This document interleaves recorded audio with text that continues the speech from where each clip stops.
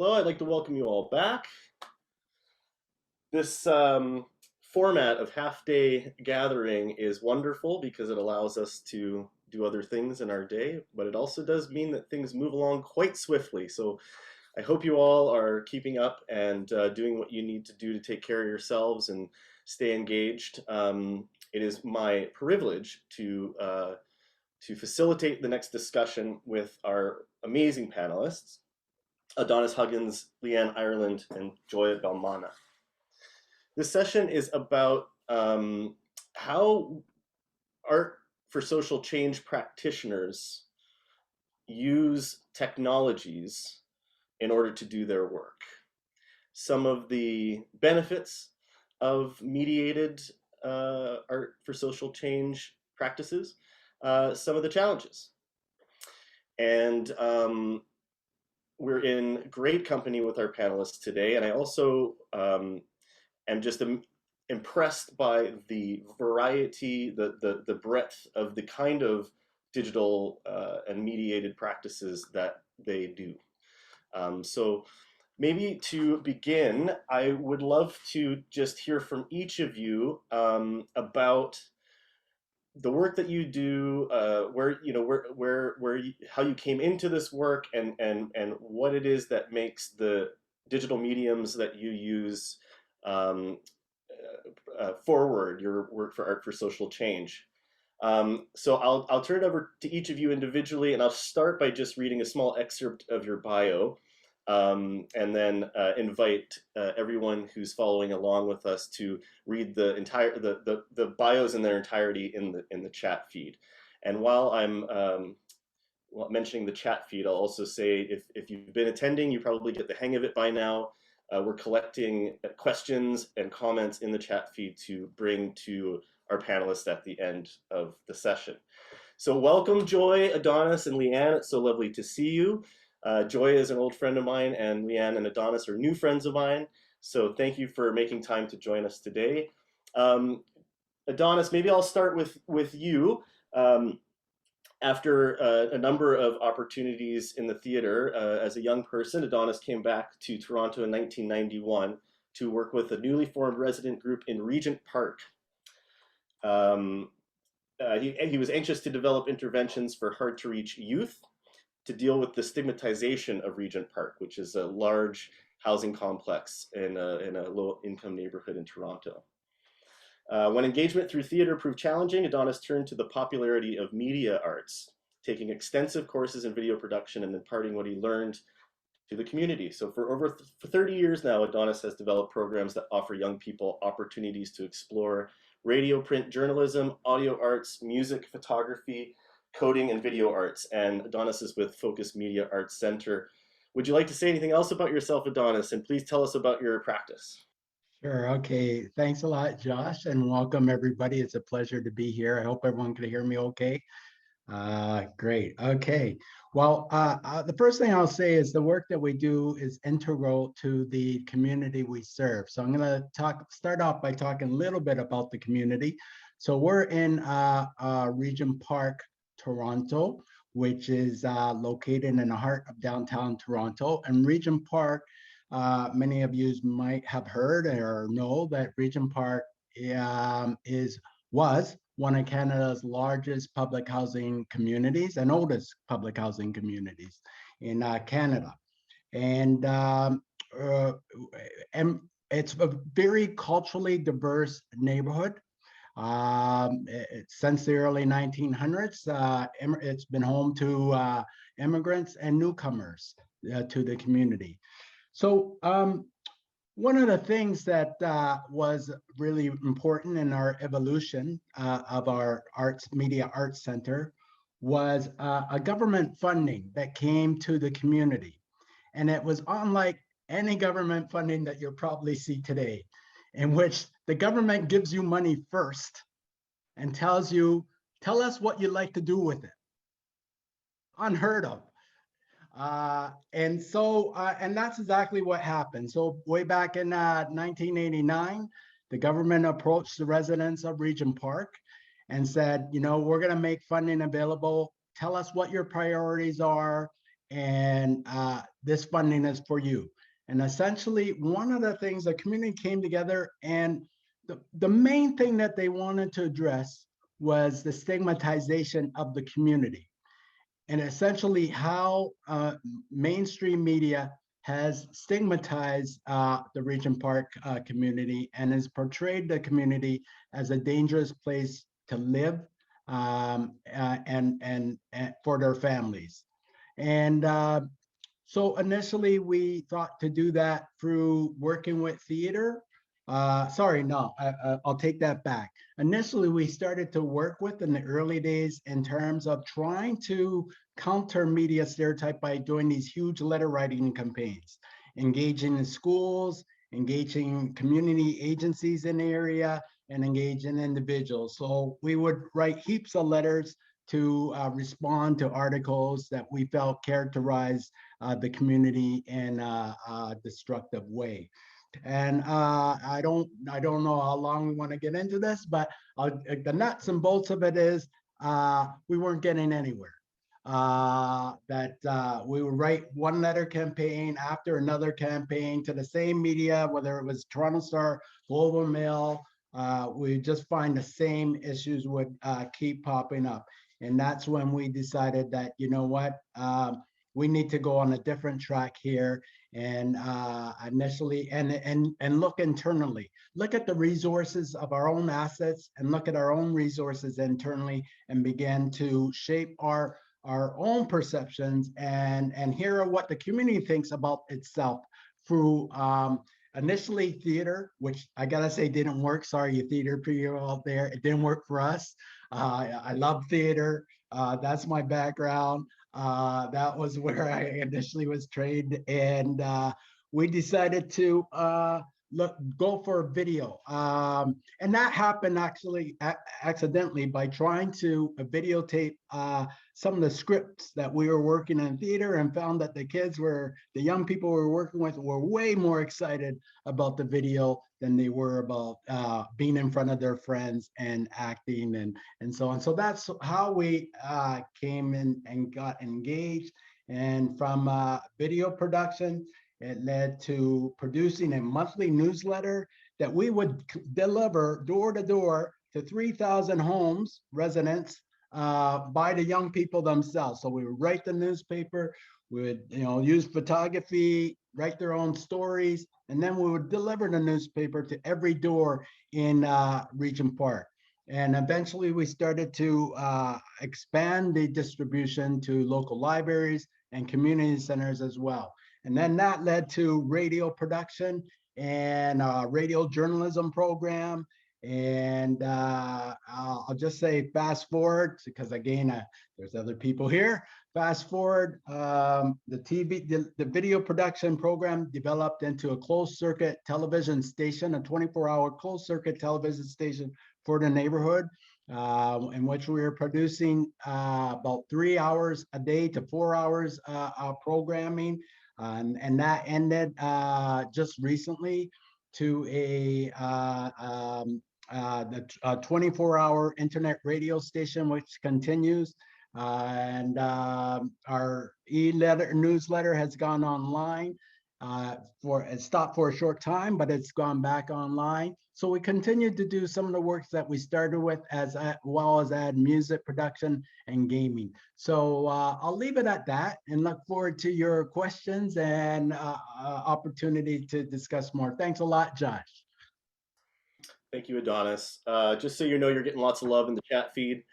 A lot of people who are familiar with your work, and I just love the story of what you've done at Regent Park. And I think it's a great example of how art has the ability to create this interchange. You were talking about how you got the housing development to actually use its own security infrastructure equipment and use that to create a sort of TV station for the neighborhood, for the community. And I think it's a profound example of how art can take these social changes that we want to see happen and actually bring them into physical reality. And so thank you so much for sharing, and we'll hear more from you, I'm sure. Speaking of physical reality, I want to talk about the work of Leanne Ireland, who does work in virtual and augmented reality spaces. Leanne is the executive director at the Urban Society for Aboriginal Youth since 2008. I understand that USAY is not necessarily an arts organization or an arts center, but uses art in the work that you all do. Leanne primarily focuses on social justice issues facing Indigenous youth living in the Calgary area, and with their involvement creates programs, tools, and supports that foster healing, well-being, and empowerment.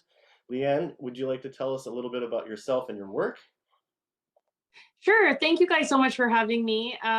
Like you said, USAY is not a arts organization in the typical sense. We're an Indigenous youth agency, which means that we work with Indigenous youth in all aspects of their life. And our organization is very youth driven, which is why some people have made the comment that our programs can seem very like random or in a nice way, eclectic.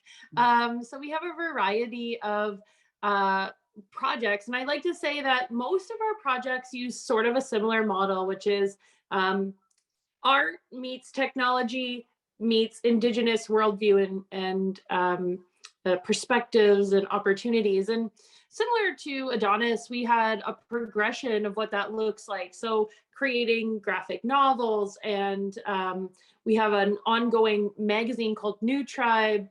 We've created films, actually award-winning documentary called Original Laughter. But primarily what we've been using is what you've alluded to, which is like these extremely big departures from reality into augmented reality and virtual reality. And our organization has been really effective in engaging youth in a variety of augmented reality tools and apps. The biggest, I'm sorry if you can hear my phone dinging. I'm doing my best with limited internet in rural Ontario right now. Although our organization's in Calgary, I'm in poor internet area. But so I apologize if it's not working well. But yeah, so we've created a suite of augmented reality apps. So augmented reality is when you impose digital content over a real life environments. And there's a bunch of different ways you can do that.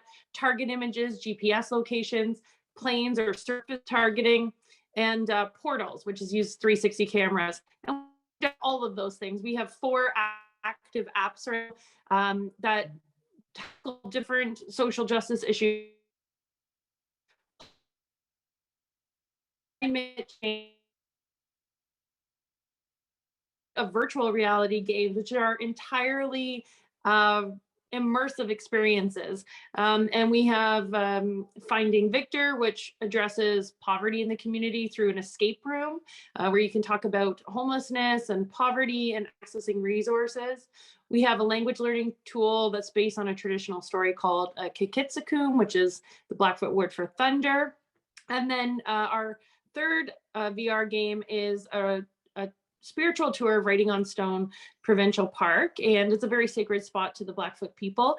And then we are also working on training and development and supports. We've also done some cool things where we're blending VR and AR together, so youth can create some 3D sculptures and stuff like that. So yeah, our work is really trying to like blend art, technology, and traditional Indigenous values in a way that I hope is innovative. Yeah, so that's some of the stuff that we're working on.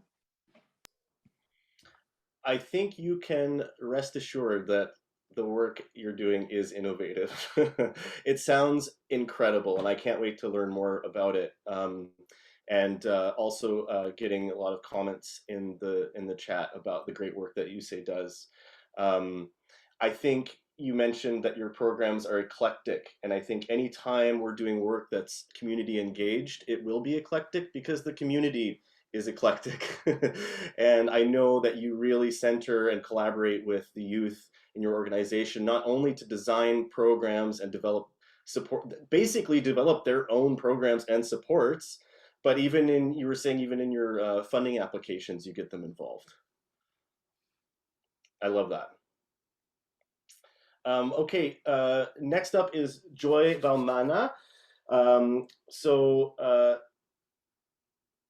So Joy has recently had a sort of shift in her career path, but she's been the operations manager with Synonym Art Consultation, a local force here in Winnipeg, the Wall to Wall Mural Festival, Mural and Culture Festival, excuse me, and Gorge Queer Arts and Drag Festival, as well as a festival manager at the Holiday Alley.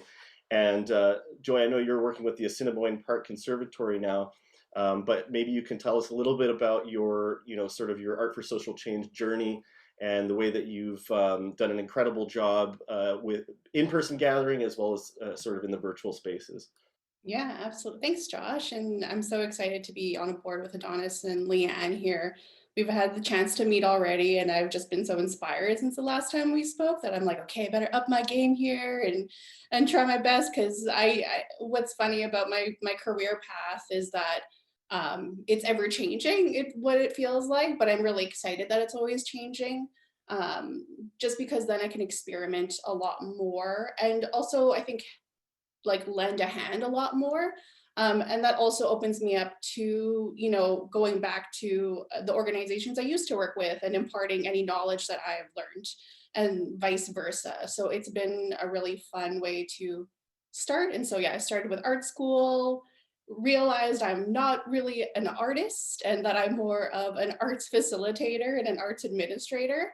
And within that scope, I really focus kind of my journey into social media and engagement strategies, marketing and storytelling, and also equity building most recently, especially since the pandemic has arrived, equity building within like digital forms. So just like when people are creating forms, when people are trying to access applications and items like that, just through the digital and technical sphere, just trying to kind of innovate those a little bit, which also means, going back to things like face-to-face meetings and phone calls instead of always using a digital form of something. So that's kind of where my world is as of right now and my experience comes from. Thank you so much, Joy. I think you exemplify the kind of new career path that we see emerging with all these sort of tools for doing work, and especially within this sector. So that ability to transition from one thing to another is admirable as somebody who's been doing the same thing for quite a long time, hopefully in new creative ways. But also, as an arts administrator, I'd like to consider the term artful administration. Um, but when you talk about equity building within digital space, this leads to another sort of question that I have in this topic, which is that historically access to technology has been, well, it hasn't been accessible to all. So, Adonis, I think with the work that you're doing, it sounds like largely you're sort of inviting folks into a space where they can utilize the technology, although I'm sure that's changing and evolving, and especially in the last 2 years. And Leanne, you've talked about how technology is becoming more and more accessible, and also finding resources and ways to be able to share that with folks. And I'm curious for if for each of you, if you have thoughts on that topic, on the accessibility of the technology that we're talking about, and um, what barriers still exist or don't exist. Well, I could start off by saying, although we like to think that everybody has access to those technology tools, it's kind of not true in many low-income communities.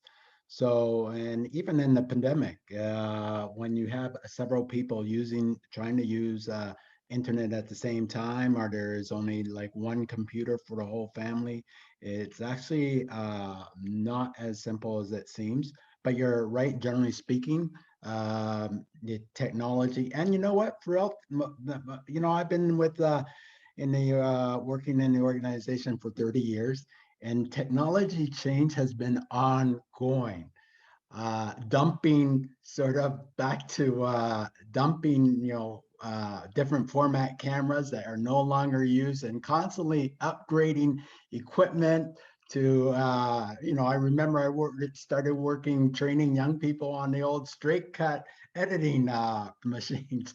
And now everything is all digital. But again, so the software, B, the capacity to hold the software. So there are still many, many barriers. So we still provide that opportunity. At the same time, we know that smartphones, you could produce almost everything, a lot of things anyways. I don't know what in terms of Leanne's work, but certainly you could produce a lot of things on your own smartphones, and they are increasingly getting better and better each time with it. So again, we're experimenting with that, and it's not so much now about learning the technology. It's more about sort of the storytelling and working with young people to think about their identity and their place within their stories. So really working with that and saying, it's not about, many, a lot of us see the TikTok videos and so on, and there is a real element of self-promoting yourself and promoting your dance skills and everything else.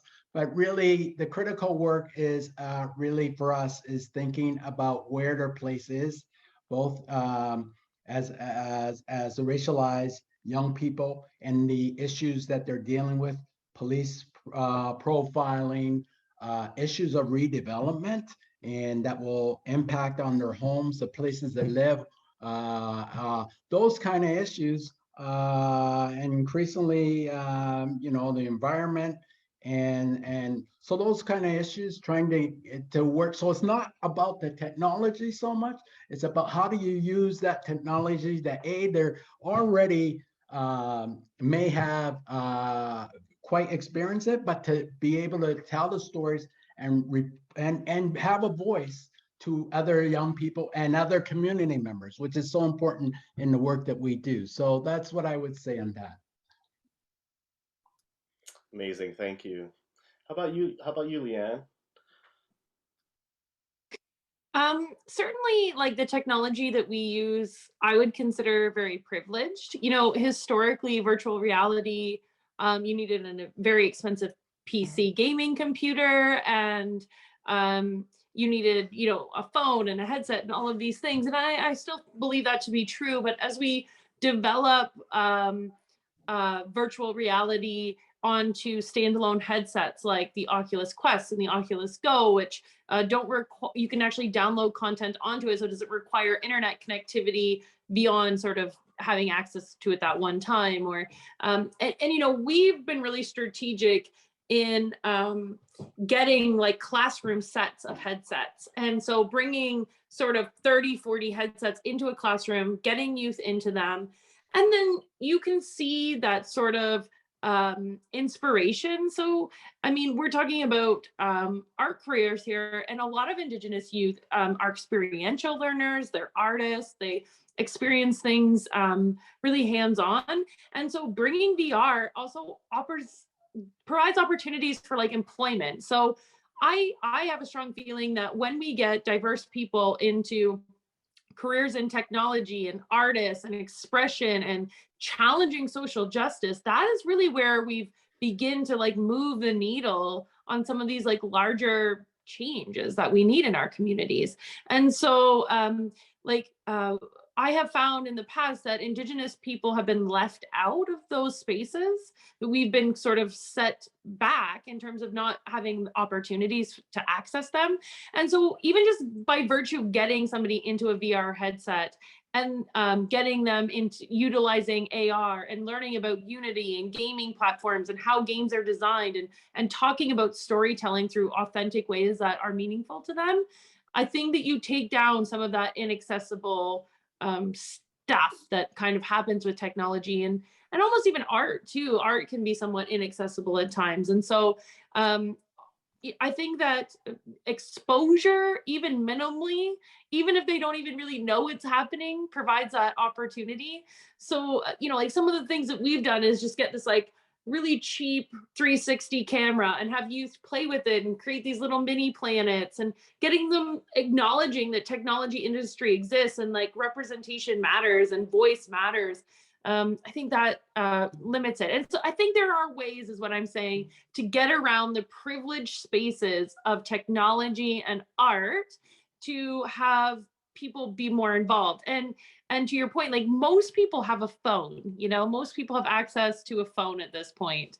And I think that for me, it's a good mix of limiting the sort of written default language to more oral language traditions and combining those aspects. And it technology lends itself really well to Indigenous storytelling. And I think that's why we've just eased really into this space, and like a really, it's just been a natural transition into storytelling and authenticity that I think most people wouldn't understand.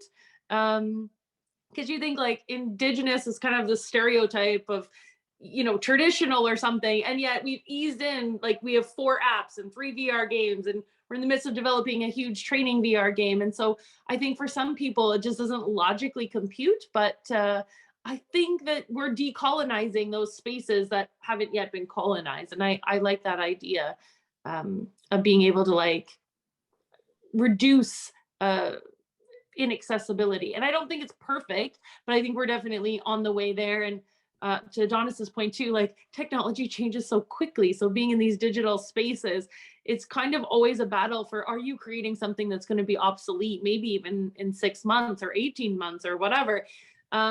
And I think that shouldn't be the fear that holds you back from doing it, because the experience is, it's the journey, not a singular act, right? So for me, I kind of just dive in and just embrace that it might be obsolete in 18 months, but that is okay. It's okay. It's not the product, it's the process. And maybe that's not great logic, but it's my logic. I think it's a fantastic reminder. You know, it brings us back to process, and like it or not, that's just the world we're living in. Technology is advancing so quickly, so we got to adapt. And thank you too for, I love the way that you expressed about how the virtual and augmented spaces are not colonized, and what a great opportunity to be able to bring the traditional culture, the contemporary culture, the youth spirit into that space, and ignite it. And the other reminder that even if not everyone has access at home, having experiential engagement with those technologies, just like art, creates this new vocabulary and this ability to have a working knowledge of what kind of space we're talking about. So thank you, Leanne, very inspiring. And Joy, I know from what I've seen of your work, you are sort of a master at navigating social media spaces. And I don't think we've really touched on social media, which is such a pervasive part of our culture now, and one that scares the shit out of me. Ooh, pardon my French. But I'm curious, this is getting a little bit away from the topic of access, but I feel like your audience largely are folks who are already accessing those social media spaces, and that's really, you know, a big part of the world that they live in. I'm curious what your experience of navigating those spaces is like. Oh, they're terrifying, but they can also be really transformative in some ways. I think as long as, you know, like with different organizations that I've even worked with in terms of like navigating their own social medias, I think the audiences are really interesting, and really when I've written content for those things and when I've storytelled for those things, I'm always thinking about the audience and what their needs are, and again about these experiences that they can have through these platforms. And when I'm thinking about even social media, of how I used to use it, you know, pre-pandemic versus how I use it now, is so different. Like, you know, pre-pandemic, a lot of the things that I would do, even with my organizations, was mostly the one-on-one, inviting people to events or exhibitions or whatever that looked like. And now it's become the main engagement factor, the one-on-one factor, not just inviting someone to do something, but inviting them to engage on whatever platform that I'm working with them on. So it's still a very scary world, and a world that's always in transition and always evolving, as Adonis and Leanne have talked about. But I think if we're approaching social media with an art for social change lens, we have to just be malleable with how we use social media platforms.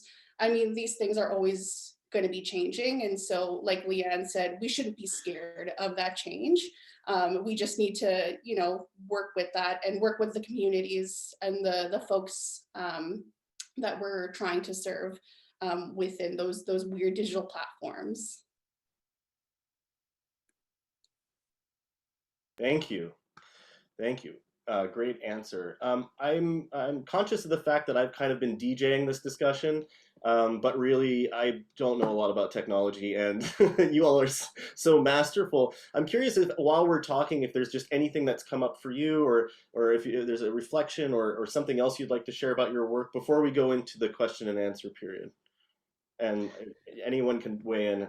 The only thing I would say, I just noticed one of the questions in the chat around moving online, and since the pandemic, and how much things are moving online and how that is impacting on the work that we do. I'm really struggling with this, to tell you honestly, as an organization. So much of our work has been in person. That counts on the interaction and the teamwork and the collaboration and supporting each other, and as well on the media tools that we have and engage in our work. Whereas online tends to be more individual.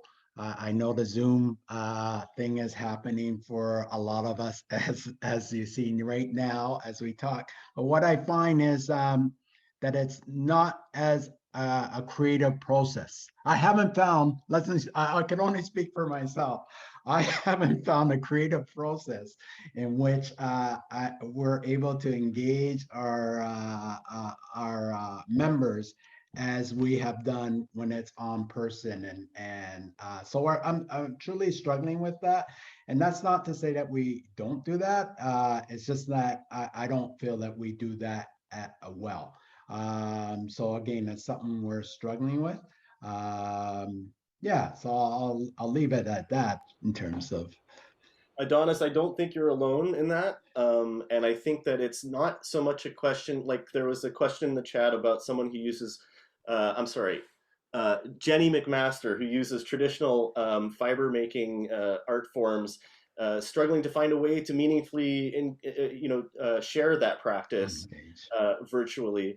And Jenny, I'll just say that, on our team, some of the most Luddite of us have relied on our coworkers who are more tech savvy to set us up with the tools, and to a point where we can actually offer like really amazing virtual programming where there's several different camera angles. You can see what hands are doing, you can see their face, their smiles, and then you can also see what everybody else is doing.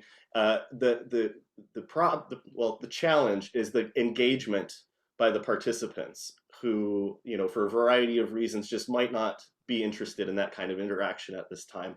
Have the rest of you experienced any of that, or have you found ways around that?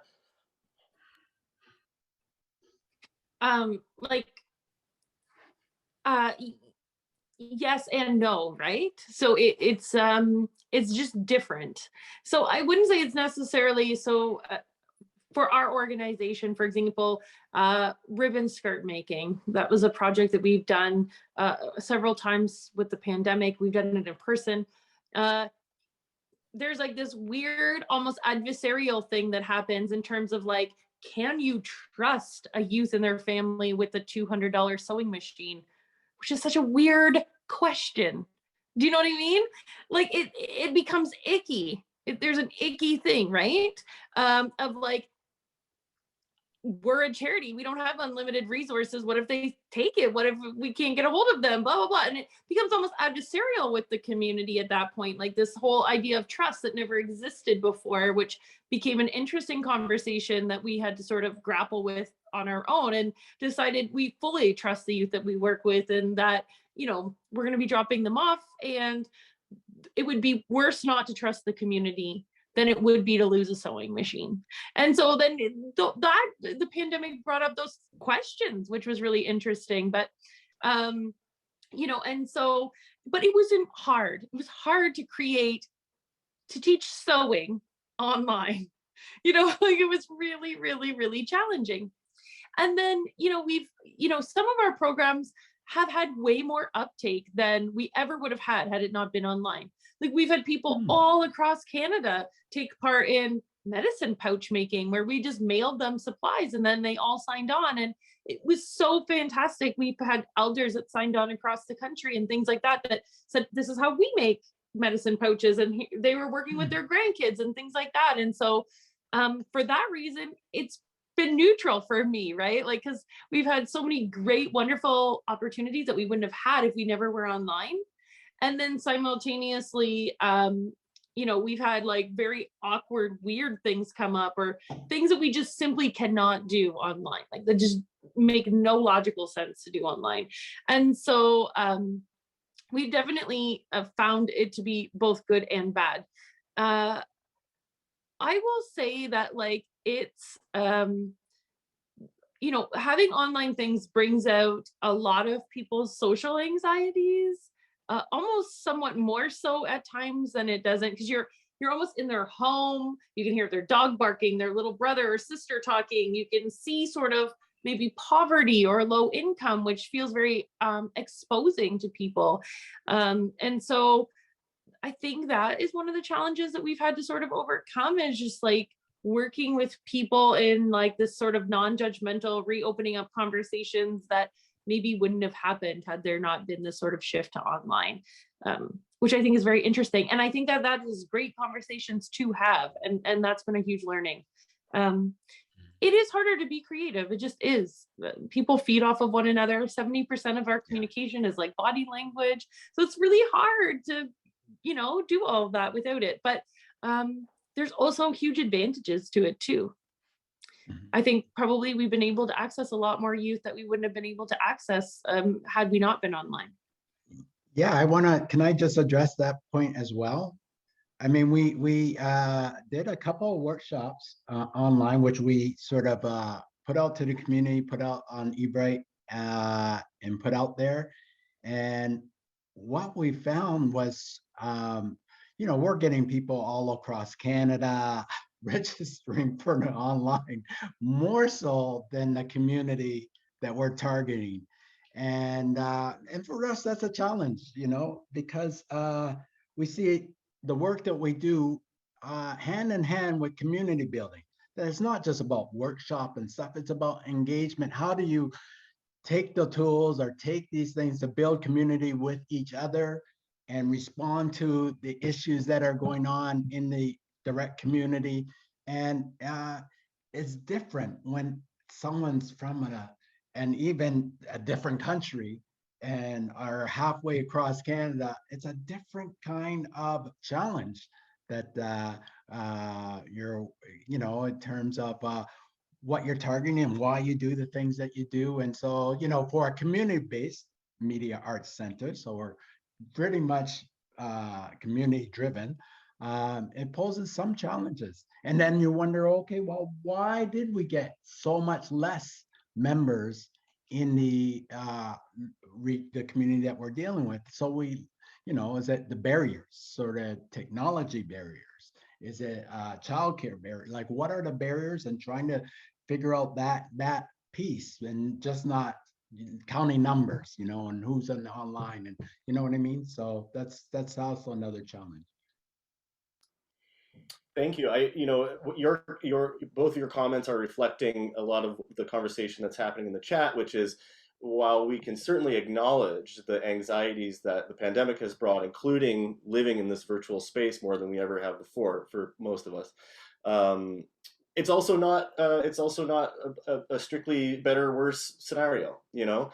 And there's these benefits, and then there's these challenges, and you know, for a program that has historically been so based in the physical community that it's in now, to be suddenly plugged into this multiverse, and it just speaks to the sort of growing intersectionality of everything that we do within the arts for social change space. And it's I think we can be deliberate about how much we want our work to go into those spaces, or how we want to enter those spaces. And so I'm curious, Joy, because I feel like again, your work has involved a lot of intersectionality between communities, between you know, social statuses, identities, you name it. So I'm curious if any of this resonates for you as well. Yeah, absolutely. I mean, I think what we're thinking about, especially as physical artists, we're always trying to figure out ways to bridge the physical and the virtual. And I think what everyone has come to is that there's no one answer, and there will never be a one answer. And even, you know, and maybe the answer is not bringing things to virtual spaces, and, you know, keeping them special and for community spaces only. Or maybe like Josh had pointed out at Art City, where, you know, maybe if you are not someone, or even are interested or have no capacity to bring in like a digital, like learn the whole digital side, maybe you have someone who can do that for you and can bridge that gap for you. Um, and I think what, you know, a lot of these trials and errors that we're kind of working through um, can have really great unintentional consequences. So I think for something like when I worked on Gorge, the Queer Arts and Drag Art Festival, you know, the intention was to actually create a drag festival that was meant for the digital world. And the actual, one of the really great consequences of that is that what we realized in the drag community that within Manitoba, they actually didn't have access to always using, you know, the best cameras or the best kind of audio equipment. And so what we were providing them was actually portfolios that they could then use to apply to different drag festivals, or even things like RuPaul eventually to get their name out there. So it was one of those things where we knew what we were going to do was, you know, create this online version of something that would go onto the internet eventually. But the great thing about it was then creating something that this artist could then take, own, and like put out into the world wherever they needed it to go. So yeah, that's my experience. Very cool. Very cool.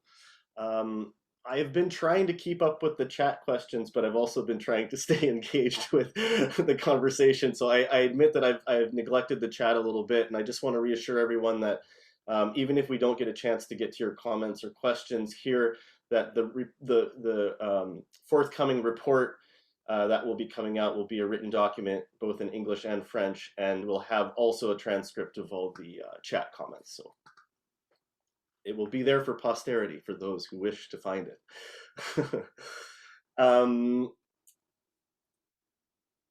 I guess we have about 10 more minutes. So I'm gonna do a quick scan of the chat and see if there's a question that pops out to me. You know, a lot of people just sort of interacting, engaging with the conversation. I'm looking for a question mark.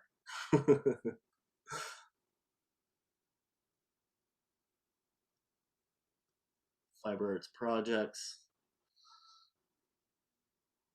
Yeah, I think folks are just really okay. Oh yeah, there was a question from Naomi, and Naomi commented that Joy sort of got to this question already, but maybe I'll put it out there for Adonis and Leanne as well. Are there more opportunities now to operate in the virtual space since the pandemic has required many individuals? I actually think we've all spoken about this already. Maybe I could say one more point. Way more meetings. Like, what's with all the online meetings? It's crazy. But that has impacted our work in terms of that. Like before, how many meetings could you schedule in a day? One, two, maybe now it's like 4 or 5 meetings that you're online with. And so it's make a change in terms of being able to connect with different agencies and partners and it's amazing. It's a real significant change. Yeah, I think like too, the world is changing. Like, however you feel about social media, it is what it is. Like, whatever. Facebook is becoming the metaverse where they're encouraging people to have avatars and participate in virtual reality, and are planning to be able to host, conversations in boardrooms that exist in digital spaces, right? And my staff have even sort of done some of that stuff, utilizing Quest headsets to meet and play fake basketball, and do all the things, and even have meetings where we can write on whiteboards in VR. And so just because there's a way to collaborate that's different. And my fear is, the metaverse is off of this book that was written, I think, in the 80s, where if you didn't get into the metaverse early, you kind of got left behind. And part of me is like fearful that if diverse communities don't start investing in becoming part of the technology industry and sharing voice and creating space, and that they will be left behind in those, I think, vital parts of what will soon probably become part of our society. And I think the reason that we have so many more meetings is because it is less draining on physical resources. I used to get up at 6:30 and drive all around Calgary, go to 100 million meetings, pay for parking, all of these things. And it's a lot less draining on actual resources, to have online meetings. And so I think that there will be a continuation of that. But the fact that, Adonis and I are both saying, and Joy, it's harder to be sort of in these creative spaces. There will be the development of technology that we exist in that is probably like that. And I think it's important that social justice and equity and conversations of diversity and inclusion continue in tech spaces that are digital, because we don't want them to necessarily mirror the spaces that we have in real life, right? Or the inequities we have in real life. And that's maybe a very weird sort of metaphysical thing to say, but I think what we've seen in other media, like news and film and things like that, is in some cases they have carved out similar inequities. You look at like the Oscars, where no women have ever been, nominated for best film and director and all of these things for many years. And so I think that the problem is, if we don't start to move into these spaces with confidence, we might be left out as well. And then they might not showcase what it is that we need them to. That's a very bleak way to end this conversation. That wasn't my intention, but that's sort of my thinking. But it is the reality. You're absolutely right, Leanne. I totally agree with you in terms of the future, that we really need to ensure that our young people, ensure that our communities are part of that technological future, and we need to start building the tools, because honestly, the schools are not doing it, and should be. Yeah, I totally agree with you. Yeah, absolutely. With Leanne and Adonis's point, I think as artists and art organizers, we have the chance to bring these youth into that dialogue and get them interested, and then have them in those spaces, then to recreate whatever tech worlds that are being built right now. Yeah. But yeah, that I totally agree with Leanne and Adonis on those points. And there's like some really cool Indigenous organizations like I Am For Lab, which like they're thinking about ways we can code with Indigenous languages, or we can rethink the way that hardware is built. And so they're like questioning things that I think really do need to be questioned and pushed forward in different and diverse ways. And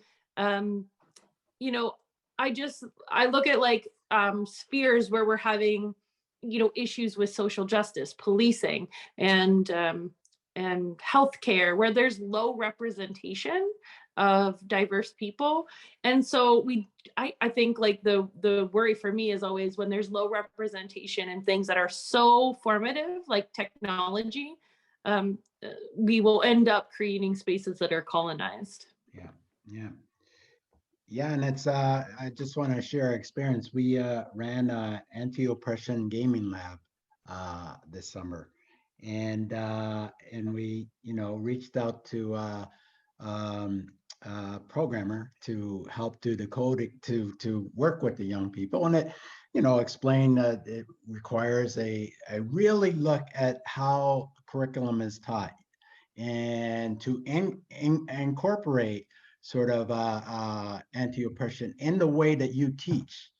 And that was so hard for the instructor to do, because that's not how the way, there's a way to teach coding and it's this way. What do you mean integrate? Like, what does that mean? So it was a constant struggle with that. It wasn't just the end product, but it's about the curriculum itself and how that has to change as well.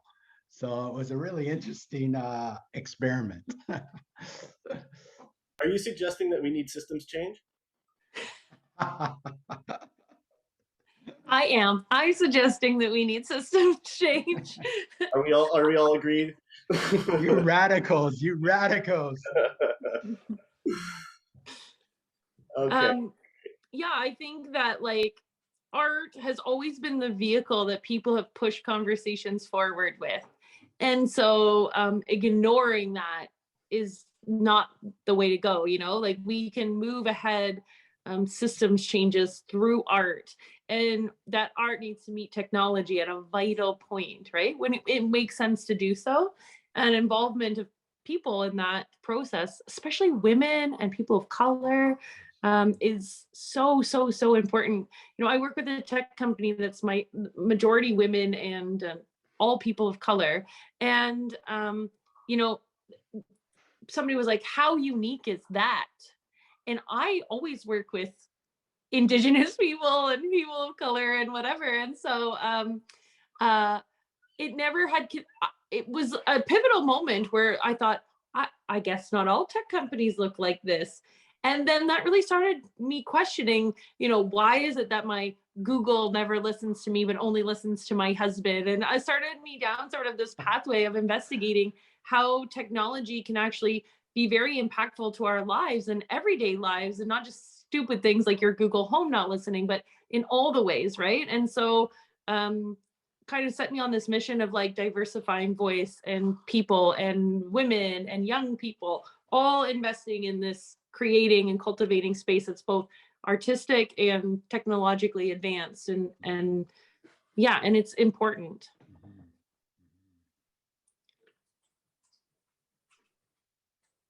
There was a comment by Flick who was sort of, I think, did a great job of encapsulating a common thread here, which is that Leanne's point is very good about us needing to occupy the new media spaces before someone else does, and us being not us, but those who we're doing art for social change with.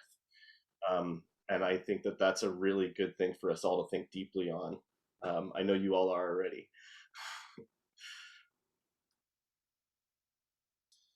Well, we're coming to the end of our time together here, and I would suggest that if we have an extra 5 minutes for us all to take a break, that's not the worst thing. I want to thank the three of you so much for sharing your knowledge and experience and perspectives. I know that we've all taken a lot away from this conversation, and it's such a pressing, urgent, topical subject. So we're so glad to have had your expertise today, and wish you all the best in your work moving forward, and let's stay connected, okay? Thanks a lot, everyone.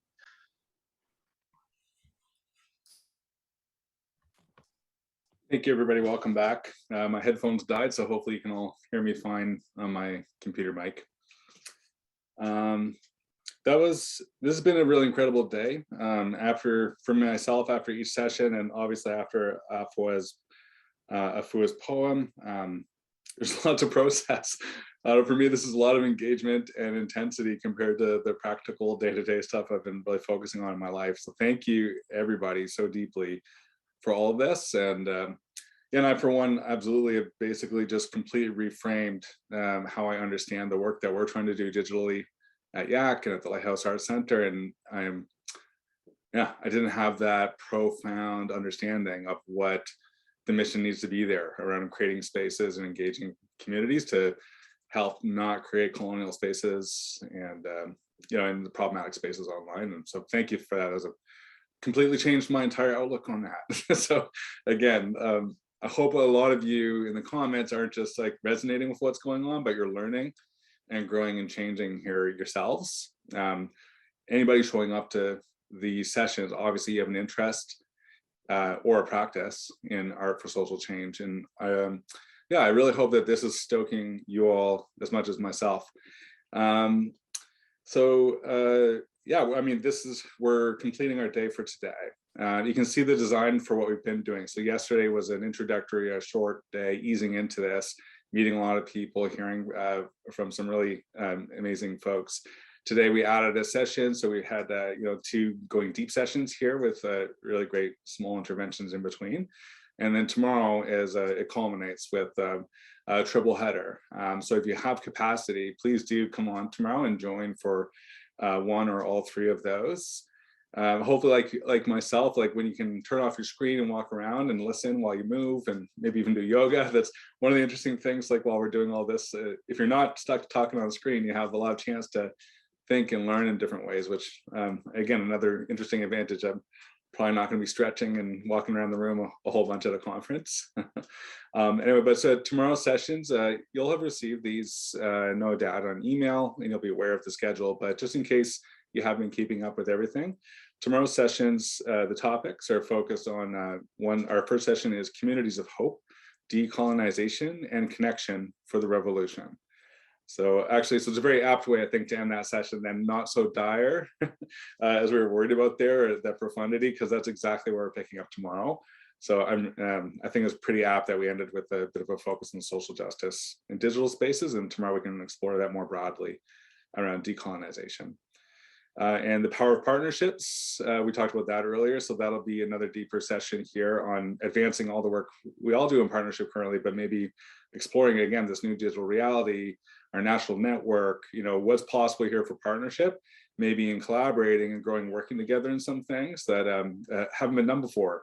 Maybe there's a chance for scale, for expanding, and I think clearly society is like we're being shaken. We're in the middle of that shake, and people are looking for meaning and understanding and help, trying to understand everything that we're all learning and growing with. So I'm sure a lot of people in here, I think partnership has to be the way forward, right?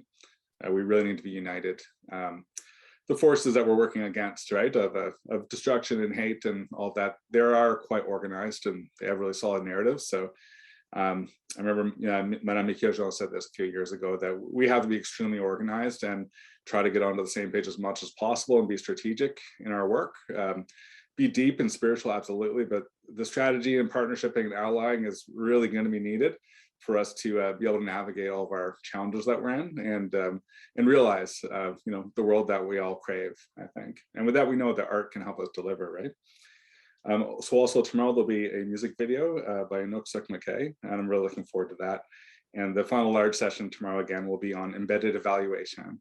So talking about evaluation, talking about our capacities in the sector and beyond. So I think a lot of folks on here, as well as the deeper and the social justice and the spiritual kind of conversations we're having, also practical conversations, right? We are in a neoliberalist reality where there's funding and we're trying to survive. A lot of our narratives are those survival narratives as well. So I'm sure we're going to be able to get into that in that session around evaluation and capacity and that kind of a thing. So I mean, that really concludes our day for today, and hopefully lays a bit of the ground for you tomorrow. Similarly, similar format, similar process tomorrow, where you'll be able to share, and please do come and attend for as much as you can. Leave all the comments. And I know all of us who are currently part of the network, we've been driving towards this day for a long time to come out and meet with people and connect. So the door is wide open for what happens next. And tomorrow's a big part of that. And then after that, moving forward, I'm really excited to see where people decide they want to take us, and take us as like, all of us together, like where we all collectively lead each other and ourselves. Yeah, so just a few last little closing notes. Again, thank you for being here with us, and make sure to connect with the network on your favorite social media or communication channels.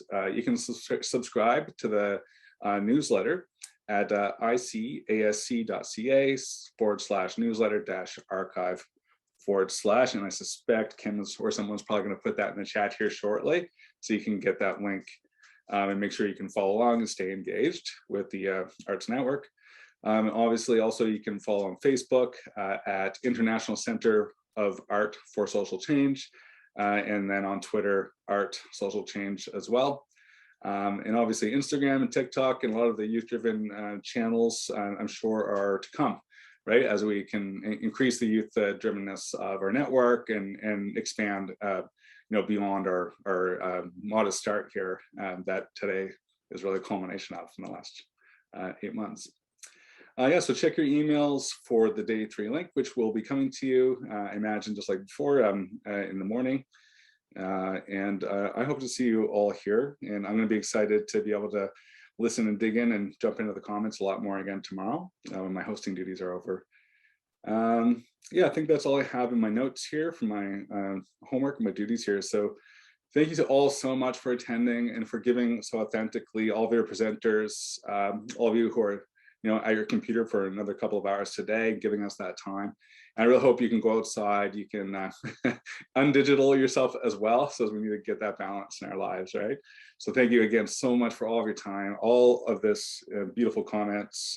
I see that the comments are still flowing there, so might as well keep that going right until we're booted out. And we'll see you all tomorrow. Thank you so much to everybody for attending and presenting.